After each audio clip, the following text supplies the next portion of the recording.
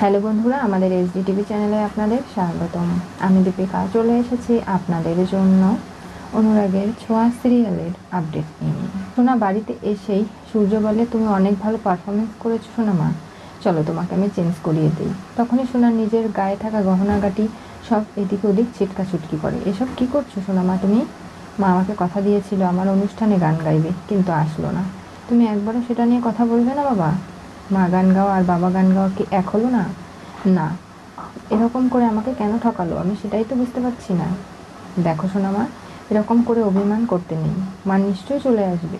তুমি কেন এতটা চিন্তা করছো বলো তো? সোনা বারবার ধান্দা দেখছে। তার মাকে যখন নাম অ্যানাউন্সমেন্ট করে ডাকা হয়, সোনা স্টেজে দাঁড়িয়ে আছে, তার মা যায়নি। সোনা রেগেই নেমে যেতে চেয়েছিল। তখনই সূর্য তার জন্য গান গাইতে শুরু করে। সোনামাকে বারবার করে সূর্য বোঝায় যে তুমি কেন এত চিন্তা করছো, তোমার বাবা আছে তো। তুমি আর আমি যখন ছিলাম বাবা, তখন আমাদের জীবনে কোনো সমস্যা ছিল না। যখনই আপনার মা আমাদের জীবনে এলো, তখন থেকে আজ ঝামেলা জটিলতা বেড়েই চলেছে। শোনো মা, এই সমস্ত কথা বললে মা শুনলে কতটা কষ্ট পাবে একবার ভেবে দেখেছো? ওই তো দীপা চলে এসে। কি ব্যাপার বদ্রি, তোমার এই অবস্থা কি করে হলো? কোথায় গিয়েছিলে তুমি?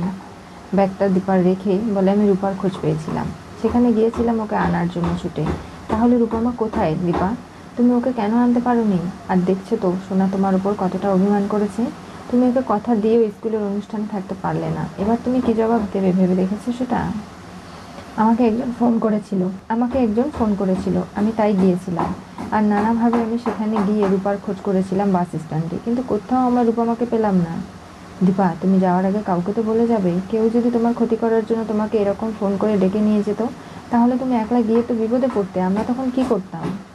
দীপা, তোমার কানের দুল কোথায়?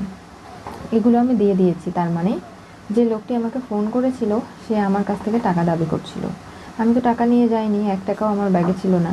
তাই তিনি বলল কানের দুলগুলো তো আছে, সেগুলো দিয়ে দিতে। তাই সেই দুল আমি ওকে দিয়ে দিয়েছি। এসব কি দীপা, তোমার মাথাটা কি খারাপ হয়ে গেছে? লোকটির সমস্ত কথা সত্যি না মিথ্যে তুমি যাচাই বাছাই না করে এরকম করে তুমি কানের দুল জোড়া ওকে দিয়ে দিলে? ভাবতে পারলে কি হলো আজকে পরিস্থিতি? আমি বুঝতে পারিনি যে আমি রূপমাকে ওখানে গিয়েও খুঁজে পাবো না। আমার যে কতটা কষ্ট হচ্ছে তোমরা একবারও বোঝো? আজকে রূপমা কোথায় আছে, কি করছে আমি জানতে পারছি না। আমার তার জন্য বুকটা কষ্ট ফেটে যাচ্ছে। তবে শোনা, মাকে ক্ষমা করে দাও। আর কখনো এরকম ভুল হবে না। তুমি সরে যাও আমার কাছ থেকে। আমি তোমার কোনো কথা শুনতে চাই না।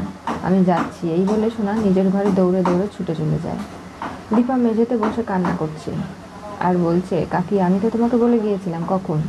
যখন আমি বেরিয়ে যাচ্ছিলাম তখনই তো বললাম যে কাকিয়া তুমি সোনাকে বলো যে ওর মা যাচ্ছে। কোনোভাবেই সোনার মা থাকতে পারবে না।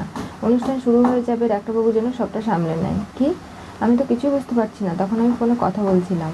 তার মানে তোমাদের মধ্যে কোনো ভুল বোঝাবুঝি তৈরি হয়েছে। তোমরা একদম চিন্তা করো না, নিজেরা কথা বলে সেটা মিটিয়ে নেবে। সবাই যে যার মতো সোনার পিছু পিছু উপরে চলে যায়। সোনা কি করবে, নিজের কোনো ক্ষতি যাতে না করে সেই জন্য। দীপা একলাই বসে কান্না করছে। তখনই সূর্য এসে দীপাকে বলে, ওঠো। দেখো দীপা, ডাক্তার বলেছে আমাদের এখন যত বেশি বেশি দরকার সোনাকে অ্যাটেনশন দিতে হবে। আমরা মা বাবা হয়ে পুরোটা জুড়ে যদি সোনাকে দিতে পারি, তাহলেই সোনা তাড়াতাড়ি সুস্থ হয়ে যাবে। সবাই বলছে যে সোনাকে বাঁচাতে গিয়েই আমি রূপার হাত ছেড়েছি, কিন্তু এখন আমরা যদি মা বাবা হয়ে সোনার দিকে আঙ্গুল তুলি, প্রশ্ন করি যে কেন আজকে সোনার জন্য রূপাকে আমরা হারালাম, এই ভয় সবসময় সোনার মনে কাজ করছে। তাই ও কোনোভাবেই নিজেকে ভালো রাখতে চেষ্টা করলেও পারছে না। দীপা, তুমি আমাকে প্রমিস করো, তুমি সোনাকে নিজের সর্বস্ব দেবে, ওকে সুস্থ করে তুলবে তুমি। আমরা রূপমাকে খুঁজবো। বুকের ভেতরটা আমারও কষ্টে ফেটে যাচ্ছে, কিন্তু কাউকে আমি বোঝাতে পারছি না। কী করেই বা বোঝাবো বলো তুমি? ঠিক আছে, আমি কথা দিলাম, আমি সোনার পাশে সবসময় থাকবো। তবে আমার রূপাকে আমি ভুলে যেতে পারবো না ডাক্তারবাবু। আমার নারী সেরা ধন। আমি মানছি ও কোথাও না কোথাও অবশ্যই আছে, যার কারণে আমি ওর অনুভূতি ফিল করতে পারছি। তবে দেখবেন ও একদিন না একদিন ঠিক ফিরে আসবে আমাদের কাছে, আর আমাদের ওকে খুঁজে পাওয়াটা খুব জরুরি। সোনা যেমন আমার সন্তান, রূপাও। আমি জানি দীপা, দুই সন্তানের মধ্যে কখনো ভালোবাসার কোনো কমতি তোমার মধ্যে নেই। তুমি দুজনকে সমানভাবে ভালোবাসো। কিন্তু সোনা তো এটা বুঝতে চাইছে না। ওকে এখন আমাদের বোঝাতে হবে। তা না হলে কি থেকে কি হয়ে যাবে। যে আছে তার প্রতি আমাদের অন্যায় করলে চলবে না। তাকে তো সুস্থ রাখতে হবে বলো।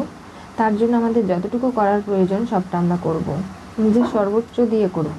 ঠিক আছে, তাহলে আমি যাচ্ছি, গিয়ে সোনামাকে সামলাচ্ছি। তুমি চলে এসো, তোমার সঙ্গে আমি সোনামায়ের কথা বলিয়ে দেব। দীপা, আমি বিশ্বাস করি যে রূপামার কিচ্ছু হয়নি, ও বেঁচে আছে।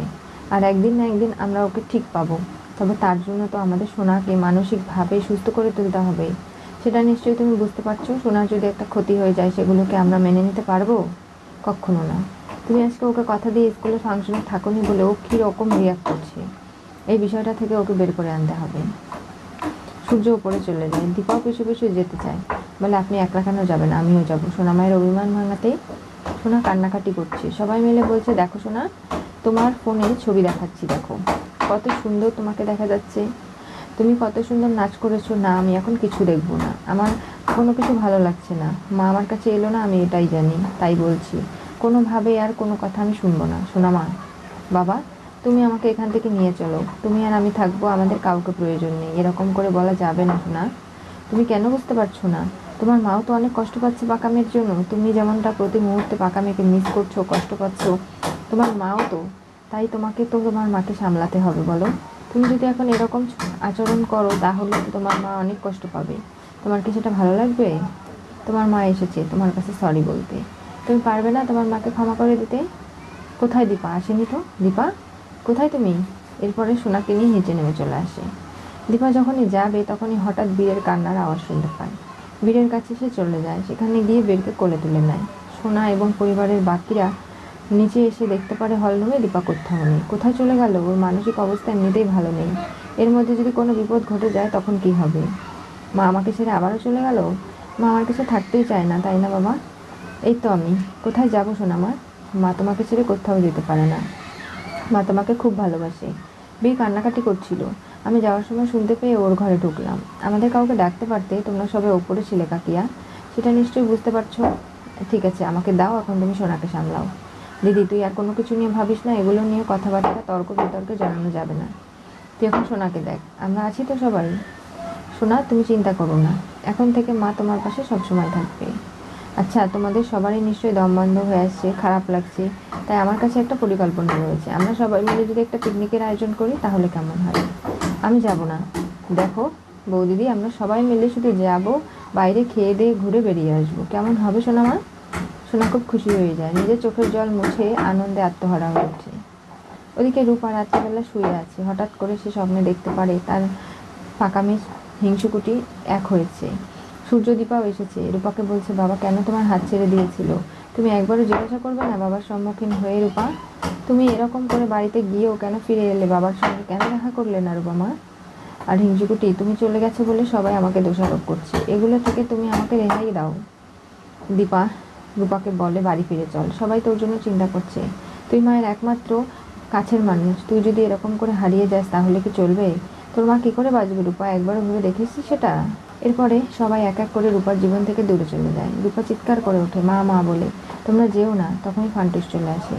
রূপা বলে, আমাকে বাড়ি ফিরে যেতে হবে। সেনগুপ্ত পরিবারের আমার মা বাবা বোন এসেছিল, আমাকে বাড়ি ফিরে যেতে বলছে, ওরা আমাকে ডাকছে, খুঁজছে। আমার কোথাও ভুল হচ্ছে না তো কাকু? আমাকে যেতেই হবে ওই বাড়িতে, তুমি আমাকে নিয়ে যাবে তো? হ্যাঁ চল। রূপাকে নিয়ে বেরিয়ে পড়ে ফান্টুস। এত রাত্রে কোনো গাড়ি ঘোড়া নেই, দুজনে পায়ে হাঁটছে। ফান্টুস বলে, চল মা, তোকে কোলে তুলে নিয়ে আমি হেঁটে যেতে পারবো না, তোমার তো কষ্ট হবে, আমি হেঁটে যাব। সামনে গিয়ে দেখতে পারে রাস্তার কাজ চলছে, রাস্তা বন্ধ, তাই রূপা এবং বাকিদের যেতে দেওয়া হচ্ছে না, গাড়ি আটকে রাখা হয়েছে। রূপা অনেক রিকোয়েস্ট করে পুলিশ কাকুকে যে আমাকে মায়ের কাছে যেতে হবে, এত রাত্রে গেলে অনেক বড় সমস্যা হতে পারে, রাস্তা বন্ধ, আপনারা হেঁটে এত দূর পথ যেতে পারবেন না, আর এই রাস্তা দিয়ে গেলে হয়তো আপনাদের সুবিধে হতো যে বাড়িতে যাবেন, এখন তো এই রাস্তা বন্ধ, সকাল সকাল আপনাদের বেরিয়ে পড়তে হবে, তখন আমরা সমস্ত গাড়ি ছেড়ে দেবো। রূপা খুব কষ্ট পায় যে আমার মায়ের সঙ্গে আমার কি তাহলে দেখা হবে না? ঈশ্বর কি চায় না যে আমি আমার মায়ের কাছে ফিরে যাই, ওই পরিবারে আমি থাকি? তাহলে কেন এতটা বাধা হচ্ছে? রূপা মা, চল আমরা বাড়ি ফিরে যাই, অন্য পথ দিয়ে ঘুরে গেলে তো জার্নির সমস্যা হতে পারে, কালকে সকাল সকাল আমরা রওনা দিয়ে দেবো। সোনা খুব খুশি হয়ে যায় বেড়াতে যাওয়ার কথা শুনে। দীপা যখন যেতে চায় না, সূর্য তাকে সাইডে ডেকে নিয়ে যায়, বলে, দেখো দীপা, এমন কিছু বলো না, বুঝতেই তো পারছো সোনা মা কতটা কষ্ট পাচ্ছে। আমরা যাব যেমন বাজার করতে যাই, শপিংয়ে যাই, সেরকম গিয়ে ঘুরে টুরে খেয়ে বেরিয়ে চলে আসবো। সোনামার এতে পরিবেশটা পাল্টে যাবে, ওর মানসিকতা পরিবর্তন হবে, ও রাতে ঘুমোতে পারে না, অনেক চিন্তা করে। এতটুকু বাচ্চার যদি এত মানসিক প্রেশার হয় তাহলে কি করে ও চলবে? একবারও ভেবে দেখেছো সেটা? যাই কিছু হয়ে যাক না কেন, আমি বলি কি যে তুমি আমাদের সঙ্গে চলো। কেন বাবা? মা আমার সঙ্গে যেতে চাইছে না ঘুরতে? যাবো তো। কে বলেছে মা তোমাকে কষ্ট দিতে পারে সোনা মা? তুমি আর রূপা মা দুজনেই আমার কাছে সমান, আমি তোমাদের খুব ভালোবাসি, তাই আমি তো অবশ্যই যাব, তুমি চিন্তা করো না, আমরা এই পিকনিকে গিয়ে খুব আনন্দ করব। মনে মনে খুব কষ্ট পাই, রূপা তুই নেই, তোকে সেটা কষ্ট আমার যে কতখানি হচ্ছে বুঝতে পারছি, বুকের ভেতরটা হু হু করে উঠছে, কিন্তু তারপরও সোনাকে রক্ষা করতে বাঁচাতে আমাকে এই পদক্ষেপ নিতেই হচ্ছে। তুই নেই তারপরেও আনন্দ করতে আমার যে মনই চাইছে না সোনাকে নিয়ে ঘুরতে যেতে, কিন্তু তাও আমাকে যেতে হবে। কি হতে চলেছে অনুরাগের ছোঁয়া সিরিয়ালের পরবর্তী টুইস্টে? সূর্যদীপা পিকনিকের আয়োজন করলো সোনাকে খুশি করতে। রূপা হেঁটে রওনা দিল। আজকে রূপা যেভাবে কষ্ট পেয়েছে সেই সমস্ত কিছু থেকে সে মুখ ফিরিয়ে নিয়ে তার মায়ের স্বপ্নে দেখার কারণে সেই বাড়িতে ফিরে যাচ্ছে সেনগুপ্ত পরিবারে। কিন্তু সেখানে গিয়ে আদৌ কি সবাইকে পাবে, নাকি সেনগুপ্ত পরিবারের সবাই পিকনিক করতে বাইরে বেরিয়ে যাবে, রূপা তখন গিয়ে ঘুরে আসবে আবারও? কি ঘটবে এবার জানতে চোখ রাখতে হবে আমাদের চ্যানেলে। পাশে থাকা বেল আইকনটি অবশ্যই করে ক্লিক করুন।